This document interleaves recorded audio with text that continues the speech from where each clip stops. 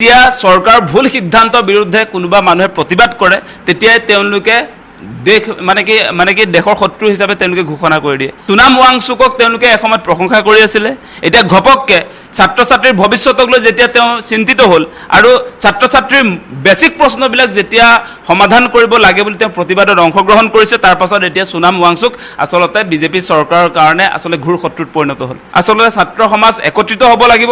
BJP চৰকাৰৰ এই যে ৰাজহুৱা শিক্ষা ব্যৱস্থা ধ্বংসৰ গৰাহলৈ আচলতে লৈ যোৱাৰ কাৰণে যি ধৰণৰ কাৰ্যসূচী হাতত লৈছে তাৰ বিৰুদ্ধে সকলোৱে সৰব হ'ব লাগে।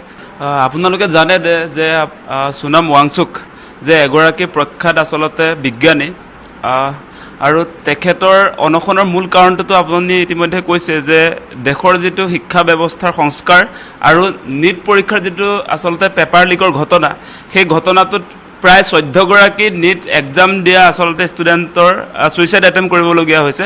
গতিকে এই ঘটনাটোৰ পাছত কেন্দ্ৰীয় চৰকাৰৰ যি ধৰণৰ আচলতে এই নীট পৰীক্ষা পুনৰ অনুষ্ঠিত কৰা বা বাৰে বাৰে আপোনাৰ নীট এক্সাম লিক হোৱা, এক্সামৰ পেপাৰ লিক হোৱা, সেই ঘটনাটোক লৈ যি ধৰণৰ আমি চিৰিয়াছনেছ আচলতে দেখিব লাগিছিলে সেইটো আমি দেখিবলৈ পোৱা নাই। আৰু এইটো কেৱল কক্ৰোচ জনতা পাৰ্টীৰ আন্দোলন নহয়, ইয়াৰ লগত সমগ্ৰ ভাৰতৰ কোটি কোটি ছাত্ৰ ছাত্ৰীৰ আচলতে ভৱিষ্যতক লৈ এই আন্দোলনটো গঢ়ি উঠিছে। সেইকাৰণে আমি দেখিছোঁ যে এই সোনাম ৱাংচুক ডাঙৰীয়াই আজি 18 দিন পাৰ হৈছে, আজি 19 দিনত ভৰি দিছে, তেখেতৰ স্বাস্থ্য ইতিমধ্যে অৱনতি ঘটিছে। তেওঁ আপোনাৰ মানসিকভাৱে তেওঁ ষ্ট্ৰং যদিও আপোনাৰ শাৰীৰিকভাৱে তেওঁ কিন্তু যথেষ্ট পৰিমাণে তেওঁৰ যিটো আপোনাৰ শৰীৰটো যদি আপুনি চায় এতিয়া মানে বহুত তেওঁৰ অৱনতি ঘটিছে।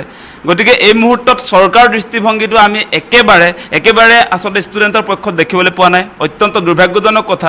আৰু আপোনালোকে নিশ্চয় লক্ষ্য কৰিছে এইবাৰে যে আপোনাৰ এই নীটৰ এক্সামৰ আপোনাৰ পেপাৰ লিক হৈছে তেনেকুৱা নহয়। মই চাই আছোঁ এইকেইদিন আচলতে আপোনালোকে যদি চাই গোটেই কথা বতৰাবিলাক এইকেইদিন খুব বেছিকৈ চৰ্চা হৈছে।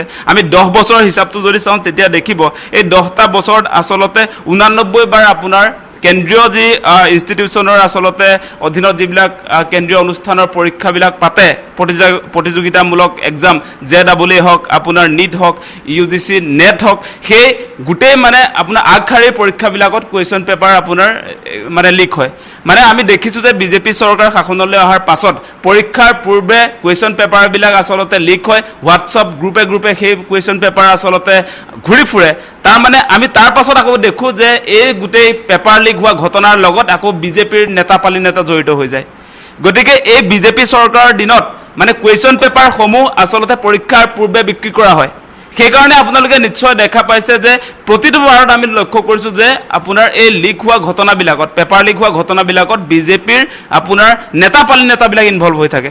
গতিকে দেশৰ শিক্ষা ব্যৱস্থাটোৰ ক্ষেত্ৰত এই চৰকাৰখন আচলতে চিৰিয়াছ হয় নে নহয়?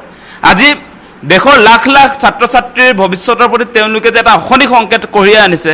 আপোনালোকে নিশ্চয় দেখা পাইছে যে এতিয়া যিকেইগৰাকী এইবাৰ 14গৰাকী যে নীটৰ যিবিলাকে পৰীক্ষা দিছিলে তেওঁলোকে পুনৰ আচলতে বাতিল হৈ যোৱাৰ পাছত তেওঁলোকৰ যি ধৰণৰ পৰীক্ষা হৈছিলে বহুতে লিখিছে, তেওঁলোকে চিঠি দিছে মাক দেউতাকলৈ যে চৰি খুজিছে, মাক দেউতাকক কৈছে যে পুনৰ যে পৰীক্ষা দিম সেই পৰীক্ষা যে আমাৰ ভাল হ'ব তেনেকুৱা কোনো নিশ্চয়তা নাই, কিন্তু প্ৰথম যেতিয়া এটেম্প কৰিছিলোঁ ভাল হৈছিলে, তাৰ পাছত সেই পৰীক্ষা বাতিল হৈ গৈছে, এনেকুৱা চিটুৱেশ্যন আহিছে। গতিকে এই ধৰ্মেন্দ্ৰ প্ৰধানে এই গোটেই আপোনাৰ পেপাৰ লিক হোৱা ঘটনাটোক লৈ এই মুহূৰ্তলৈকে যে পদত্যাগ কৰা নাই সেইটোহে অত্যন্ত দুৰ্ভাগ্যজনক কথা। আপোনালোকে চাওক যে দেশৰ আপোনাৰ ইমান ছাত্ৰ ছাত্ৰী আছে, সকলোৱে প্ৰতিবাদ কৰি আছে যে বাৰম্বাৰ তেওঁলোকে এফিচিয়েণ্ট আপোনাৰ এটা কাৰ্যসূচী লৈ আপোনাৰ গোটেই NTA গঠন কৰি আচলতে নীটৰ পৰীক্ষাবিলাক পাতিছিলে।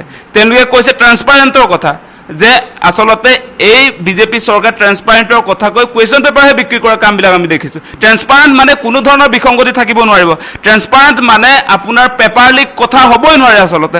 গতিকে তেওঁলোকৰ সেই কথা বতৰাবিলাকত আমি দেখিছোঁ যে ট্ৰান্সপাৰেণ্ট কেৱল তেওঁলোকৰ শ্লোগান হৈছে, কিন্তু সঁচা অৰ্থত আচলতে ছাত্ৰ ছাত্ৰীৰ ভৱিষ্যতক লৈ এই চৰকাৰখন চিৰিয়াছ নহয়। আজি সোনাম ৱাংচুক ডাঙৰীয়া তেখেতৰ ক্ষেত্ৰত যদি আপোনালোকে চাই আপোনালোকে জানিব লাডাখৰ ক্ষেত্ৰত তেওঁ শিক্ষা ব্যৱস্থাটো কেনেকুৱা পৰ্যায়ত আচলতে সংস্কাৰ কৰিছিলে। 5% শিক্ষা ব্যৱস্থাৰ তাৰ আচলতে যি ধৰণৰ এটা কিবা ডাউনত আছিলে সেইবিলাক তেওঁ আচলতে এটা ৰিফৰ্মেশ্যনৰ জৰিয়তে 50%লৈ বৃদ্ধি কৰি দিছিলে। গতিকে সেইগৰাকী ব্যক্তি আপোনালোকে জানে তেওঁ এগৰাকী উদ্ভাৱক। গতিকে এই বৈজ্ঞানিকগৰাকীক এনেকৈ আচলতে দেশৰ ছাত্ৰ ছাত্ৰীৰ কাৰণে, ছাত্ৰ ছাত্ৰীৰ স্বাৰ্থত যে তেওঁ নিজৰ জীৱন বলিদান দিছে আৰু সেই কথাটো আজি আপোনাৰ বিজেপি চৰকাৰখনে বুজি নাপায়। গতিকে এই চৰকাৰখন ছাত্ৰ ছাত্ৰীৰ প্ৰতি দায়বদ্ধ হয় নে নহয় সেই প্ৰশ্নবিলাক আমি উত্থাপন কৰিছোঁ।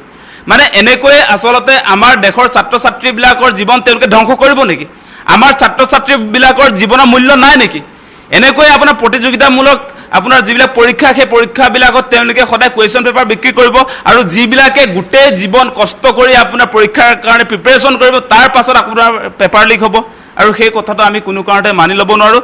আৰু সমগ্ৰ ভাৰতৰ ছাত্ৰ সমাজক আমি আহ্বান জনাম যে এই যিটো আপোনাৰ বিজেপি চৰকাৰৰ দিনত ৰাজহুৱা শিক্ষা ব্যৱস্থা যি ধৰণে আচলতে ধ্বংসৰ গৰাহলৈ গৈছে সেইটো উদ্ধাৰ কৰিবৰ কাৰণে সকলো আমি ছাত্ৰ সমাজ আচলতে এই মুহূৰ্তত ঐক্যবদ্ধ হ'ব লাগে। বিজেপি চৰকাৰে এনেকৈ ছাত্ৰ ছাত্ৰীৰ ভৱিষ্যতৰ লগত খেলা কৰা সেই কাৰ্যসূচীক কেতিয়াও আচলতে মনে মনে বহি থাকি আমি সমৰ্থন কৰা উচিত নহয়। মানে সোনাম ৱাংচুক ডাঙৰীয়া মূল কথাটোৱে সেইটো যে ছাত্ৰ সমাজে আচলতে এই মুহূৰ্তত তেওঁলোকে 20 তাৰিখৰ কথা কৈছে। 20 তাৰিখে এটা বহুত ডাঙৰ আচলতে যন্তৰ মন্তৰ প্ৰতিবাদী কাৰ্যসূচী হ'ব। সেই প্ৰতিবাদী কাৰ্যসূচীৰ মূল কথাটো হৈছে কেন্দ্ৰীয় শিক্ষামন্ত্ৰী ধৰ্মেন্দ্ৰ প্ৰধানৰ আচলতে পদত্যাগ। তেওঁ পদত্যাগ কৰিবই লাগিব, কাৰণ তেওঁৰ কাৰ্যকালত আমি দেখিছোঁ, আপোনালোকে যদি চাই মই হিচাপটো উলিয়াই চালোঁ যে তেওঁৰ এই কাৰ্যকালত আমি দেখিছোঁ 2020 চনত আপোনাৰ 12,526 জনে ছুইচাইড কৰিবলগীয়া হৈছে। কিয় 12,000 আপোনাৰ 526 জনে এবছৰত আপোনাৰ ছুইচাইড এটেম্প কৰিবলগীয়া হৈছে? কাৰণ শিক্ষা ব্যৱস্থাৰ প্ৰতি আমাৰ ছাত্ৰ সমাজ এতিয়া সন্তুষ্ট নহয়। শিক্ষা ব্যৱস্থাত এতিয়া আচলতে প্ৰকৃত ছাত্ৰই যি ধৰণৰ আচলতে ফেচিলিটিছ পাব লাগে, যি ধৰণে এটা আপোনাৰ ট্ৰেন্সপাৰেণ্ট পদ্ধতিৰ পৰীক্ষাবিলাকত যেনেকৈ আচলতে বহিবলৈ সুযোগ পাব লাগে সেইটো পোৱা নাই। এতিয়া প্ৰশ্ন কাকত বিক্ৰী হয়। কেৱল 2020 চনতে নহয়, মোৰ কেইবাটাও তথ্য লৈ আহিছোঁ। ধৰ্মেন্দ্ৰ প্ৰধান যেতিয়াৰ পৰা শিক্ষামন্ত্ৰী হ'ল আমি দেখিছোঁ 2021 চনত আপোনাৰ 13,089 গৰাকী আপোনাৰ ছুইচাইড কৰিবলগীয়া হৈছে। 2022 চনত আপোনাৰ 13,044 জন ছুইচাইড কৰিবলগীয়া হৈছে। 2023 চনত 13,800 আপোনাৰ 92 গৰাকী ছুইচাইড কৰিবলগীয়া হৈছে। 2024 চনত 14,488 জন ছুইচাইড কৰিবলগীয়া হৈছে। 2025 চনত আপোনাৰ 13,000 ছুইচাইড কৰিবলগীয়া হৈছে। সেইটো আপোনাৰ NCRBৰ ৰিপৰ্টত সেই তথ্য প্ৰকাশ হৈছে। গতিকে দেশৰ সঁচাসঁচিকে শিক্ষা ব্যৱস্থা বৰ্তমান সময়ত কোনফালে গতি কৰিছে? গতিকে এইটো গোটেই আপোনাৰ সমগ্ৰ ভাৰতবৰ্ষৰ ভৱিষ্যতৰ কথা ইয়াত জড়িত হৈ আছে। কাৰণ আজিৰ ছাত্ৰ ছাত্ৰী দেশৰ ভৱিষ্যত, হয়নে নহয়? গতিকে এই মুহূৰ্তত ছাত্ৰ ছাত্ৰীক লৈ খেলা কৰি আছে চৰকাৰে।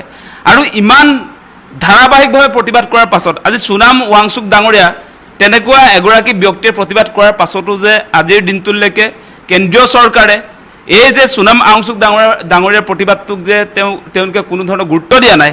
আজি শিক্ষামন্ত্ৰী ধৰ্মেন্দ্ৰ প্ৰধানেই হওক, আজি আপোনাৰ এই প্ৰধানমন্ত্ৰী নৰেন্দ্ৰ মোদী ডাঙৰীয়াই হওক, তেওঁলোকে সঁচাসঁচিকে আজি ছাত্ৰ সমাজৰ কথা যদি ভবা হ'লে আজিৰ দিনটোত ডেফিনেটলি আচলতে আলোচনাৰ মাজলৈ আহিলেহেঁতেন। আৰু সেইকাৰণে কৈছোঁ আমি সমগ্ৰ আচলতে ছাত্ৰ সমাজ একত্ৰিত হ'ব লাগিব। বিজেপি চৰকাৰৰ এই যে ৰাজহুৱা শিক্ষা ব্যৱস্থা ধ্বংসৰ গৰাহলৈ আচলতে লৈ যোৱাৰ কাৰণে যি ধৰণৰ কাৰ্যসূচী হাতত লৈছে তাৰ বিৰুদ্ধে সকলোৱে সৰব হ'ব লাগে। দেখিছোঁ মানে আপোনাৰ বিজেপি চৰকাৰখনে তেনেকৈ আচলতে মানে যেতিয়া চৰকাৰৰ ভুল সিদ্ধান্তৰ বিৰুদ্ধে কোনোবা মানুহে প্ৰতিবাদ কৰে তেতিয়াই তেওঁলোকে দেশ মানে কি দেশৰ শত্ৰু হিচাপে তেওঁলোকে ঘোষণা কৰি দিয়ে। আমি দেখিছোঁ সোনাম ৱাংচুকক তেওঁলোকে এসময়ত প্ৰশংসা কৰি আছিলে, এতিয়া ঘপককৈ ছাত্ৰ ছাত্ৰীৰ ভৱিষ্যতক লৈ যেতিয়া তেওঁ চিন্তিত হ'ল আৰু ছাত্ৰ ছাত্ৰীৰ বেছিক প্ৰশ্নবিলাক যেতিয়া সমাধান কৰিব লাগে বুলি তেওঁ প্ৰতিবাদত অংশগ্ৰহণ কৰিছে, তাৰ পাছত এতিয়া সোনাম ৱাংচুক আচলতে বিজেপি চৰকাৰৰ কাৰণে আচলতে ঘোৰ শত্ৰুত পৰিণত হ'ল। সেইটো কেনেকুৱা কথা আচলতে? এতিয়া আপোনালোকে চাওক, এই কথাটো কিয় নক'ব যে আপোনাৰ এই বিজেপি চৰকাৰৰ আমোলত ধাৰাবাহিকভাৱে যে আপোনাৰ কুৱেশ্যন পেপাৰ লিক হোৱা ঘটনা, সেই ঘটনাটো দেখি আপোনাৰ প্ৰতি বছৰে আপোনাৰ এনেকৈ হাজাৰ হাজাৰ ছাত্ৰ ছাত্ৰীৰ মৃত্যুমুখত পৰাৰ পাছত কোন মানুহে আচলতে মনে মনে বহি থাকিব? সোনাম ৱাংচুকে আমাৰ ছাত্ৰ সমাজৰ ভৱিষ্যতক লৈ চিন্তিত হৈছে। সোনাম ৱাংচুকে দেশৰ শিক্ষা ব্যৱস্থাৰ সংস্কাৰ বিচাৰিছে। সোনাম ৱাংচুকে আপোনাৰ এই নীট পৰীক্ষাত যে ধাৰাবাহিকভাৱে আপোনাৰ কুৱেশ্যন পেপাৰ লিক হৈছে, যাৰ কাৰণে প্ৰতিবাৰে আপোনাৰ ছুইচাইড এটেম্প্ট হৈছে ছাত্ৰ সমাজৰ, সেই কথাটো বন্ধ হ'ব লাগে বুলি কৈছে। আৰু সেই বন্ধ হ'ব লাগে বুলি কোৱাটো আচলতে দেশদ্ৰোহী কথা নেকি? আজি সোনাম ৱাংচুক ডাঙৰীয়া কোন ফালৰ পৰা দেশদ্ৰোহী? তেওঁ ভাৰতৰ কাৰণে কিমান অৱদান আগবঢ়াইছে আপোনালোকে নিশ্চয় জানে। ক্লাইমেট চেঞ্জৰ ওপৰত তেওঁ কিমান কাম কৰিছে আপোনালোকে নিশ্চয় জানে। আজি লাডাখত শিক্ষাৰ কাৰণে তেওঁ কিমান কাম কৰিছে আপোনালোকে নিশ্চয় জানে।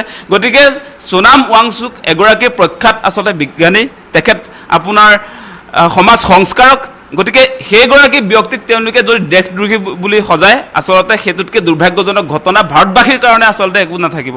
কাৰণ তেওঁলোকে আজি বিজেপি চৰকাৰে সোনাম ৱাংচুক ডাঙৰীয়াক ছাত্ৰ সমাজৰ ভৱিষ্যতক লৈ আচলতে তেওঁ চিন্তা কৰাৰ কাৰণে ছাত্ৰ সমাজৰ কাৰণে তেওঁ আজি অনশনত বহাৰ কাৰণে এতিয়া দেশদ্ৰোহী বুলি যি ধৰণৰ কথা বতৰা সাধাৰণতে এতিয়া ওলাইছে বিজেপিৰ ফালৰ পৰা উলিয়াই দিয়া হৈছে সেই কথাটো কোনো কাৰণতে ভাৰতৰ জনতাই একচেপ্ট নকৰে আমি লক্ষ্য কৰিছোঁ যে স্বাস্থ্য যথেষ্ট পৰিমাণে অৱনতি ঘটিছে সোণাম ৱাংচুক ডাঙৰীয়াৰ আচলতে এই স্বাস্থ্য যি ধৰণে অৱনতি ঘটিছে ইয়াৰ কাৰণ হৈছে শিক্ষামন্ত্ৰী ধৰ্মেন্দ্ৰ প্ৰধানৰ কাৰণে এই মানুহজন আজি নাইকিয়া হৈ যাব সেই কথাটো আপোনালোকে বিবেচনা কৰি চাওক যে এগৰাকী বিশিষ্ট শিক্ষাবিদ দাৰ্শনিক বৈজ্ঞানিক সেই মানুহজনক এতিয়া মৃত্যুৰ মুখলৈ কোনে লৈ গৈছে আজি বিজেপি চৰকাৰখনে আজি কেন্দ্ৰীয় শিক্ষামন্ত্ৰী যিগৰাকী শিক্ষামন্ত্ৰীৰ দিনত ধাৰাবাহিকভাৱে কুৱেশ্যন পেপাৰ লিক হয় সেই শিক্ষামন্ত্ৰীগৰাকীৰ কাৰণে আজি সোণাম ৱাংচুক ডাঙৰীয়া আৰু কেইদিনমান যদি তেওঁ এনেকৈ থাকে তেনেহ'লে তেওঁৰ আৰু কিমান দিন জীয়াই থাকিব সেই কথাটো এতিয়ালৈকে আমি ক'ব পৰা নাই গতিকে মৃত্যুৰ মুখলৈ যদি আচলতে তেওঁ গুচি যায় তেনেহ'লে ইয়াৰ কাৰণে দায়বদ্ধ হ'ব লাগিব বিজেপি চৰকাৰৰ ভুল নীতিৰ কাৰণে আজি এগৰাকী প্ৰখ্যাত মানুহক আজি ভাৰতবাসীয়ে হেৰুৱাব লাগিব আৰু সেই কথাটো যে বিজেপি যে বুজি নাপায় সেই কথাটোৰ পৰা এটা কথা মানে আমি প্ৰমাণে পাইছোঁ যে বিজেপি চৰকাৰখন আমাৰ ভাৰতৰ ছাত্ৰ ছাত্ৰীৰ প্ৰতি আজি ৰাজহুৱা খণ্ডৰ শিক্ষা ব্যৱস্থাৰ প্ৰতি দায়বদ্ধ যে নহয় সেই কথাটো আমি বুজি পাইছোঁ মানে তেওঁলোকে এই যে আমাৰ যিটো ৰাজহুৱা খণ্ডৰ শিক্ষা ব্যৱস্থাৰ সংস্কাৰ সেইটো নিবিচাৰে তেওঁলোকে আমাৰ শিক্ষা খণ্ডটোকতো বেপাৰ কৰিবলৈহে এৰি দিছে এতিয়া আপোনালোকে চাব যে মাৰ্জাৰ ক্লোজাৰ আৰু আপোনাৰ বিভিন্ন চৰকাৰী স্কুল বন্ধৰ পাছত আমি দেখিছোঁ যে এফালৰ পৰা কিছুমান কোচিং চেণ্টাৰ গঢ় লৈ উঠিছে আপোনালোকে দেখিছে শিক্ষাক এতিয়া বাণিজ্যিকৰণ কৰিবলৈ বিচাৰিছে তেওঁলোকে শিক্ষাক বাণিজ্যিকৰণ কৰা মানে আপোনাৰ সেইবিলাক কিছুমান এনেকুৱা ইনষ্টিটিউশ্যনৰ হাতলৈ গুচি যাব শিক্ষাটো এতিয়া মানে আপুনি টকা দি কিনিব লাগিব এতিয়া কুৱেশ্যন পেপাৰবিলাক টকা দিহে কিনিব লাগে এতিয়া সেইবিলাক যে আপোনালোকে এতিয়া নিশ্চয় দেখা পাইছে তদন্তবিলাক যে চলিছে তদন্তবিলাকত দেখিব যে তেনেকুৱা কোচিং চেণ্টাৰৰ লগত আচলতে সম্পৰ্ক ৰাখি এই যে বিজেপিৰ নেতাপালি নেতাই কুৱেশ্যন পেপাৰবিলাক তাৰ ষ্টুডেণ্টবিলাককেতো দি দিয়ে গতিকে এই গোটেই শিক্ষা খণ্ডটোক ধ্বংস কৰিছে কোনে এতিয়া আমি দেখিছোঁ যে বিজেপি চৰকাৰৰ দিনত সাংঘাতিক ধৰণে আমাৰ আচলতে দেশৰ শিক্ষা ব্যৱস্থা ধ্বংসৰ গৰাহলৈ গৈছে আমাৰ কোনো ছাত্ৰ ছাত্ৰীৰ প্ৰতি এই বিজেপি চৰকাৰখন দায়বদ্ধ নহয় ইয়াত মূল্যবোধৰ কোনো ধৰণৰ আজিৰ দিনটোত কোনো ধৰণৰ মূল্য নাইকিয়া হৈছে এনেকুৱা এটা পৰিৱেশ আহিছে গতিকে আমি ছাত্ৰ সমাজে এই দেশৰ শিক্ষা ব্যৱস্থাটো ভালকৈ ৰাখিবৰ কাৰণে সকলোৱে আচলতে সৰব হোৱাৰ প্ৰয়োজন